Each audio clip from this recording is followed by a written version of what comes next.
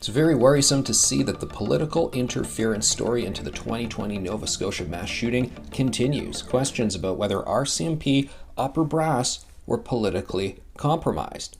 So what happened is we found out during the inquiry into this horrific mass shooting that Brenda Lucki, RCMP commissioner, was accused of contacting the RCMP officers on the ground and saying, guys, why haven't you released information about the firearms used? Public Safety Minister Bill Blair, the role he had at the time, he wants this released out into the public because it helps with liberal firearms legislation. It's like, well, hold on, slow down a second. Because the officers, they didn't want to release this information because it could compromise the investigation. And then you got the head of the RCMP basically working as a political lackey saying, no, you got to do this. You got to compromise your investigation for the benefit of partisan antics, for Liberal Party politics. Whoa. Now, Brenda Lucki stepped forward. She said, this is not true.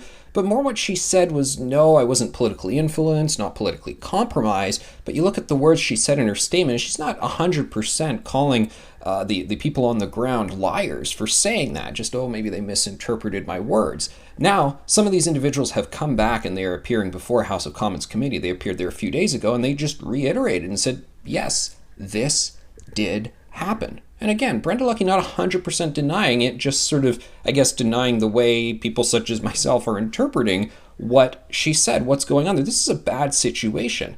Now, we've got the Liberal government saying, we fully stand by Brenda Lucki. Yeah, I'm sure, I bet you do, because, you don't want to cut her loose and then have her go, well, I've got nothing to lose, so I'm going to go and I'm actually going to say the full story now about what actually happened. But this is a really bad situation to be in. I mean, right now, all it really is okay, releasing information about the firearms, and then it's about legislation, gun control legislation. Nobody is specifically being hurt or damaged in all of this, but if we get a pattern of this going, and of course this is arguably not the first time this has happened, the interference into the justice system with the SNC-Lavalin saga, what happened with Vice Admiral Mark Norman, the Liberal government just kind of thinking all these things out there in terms of law and order and the justice system, they're just kind of playthings for their own agenda. That is not good. In those examples, particularly the Mark Norman example, there was a person who was really harmed by this sort of getting involved in matters that politicians should not be involved in. So,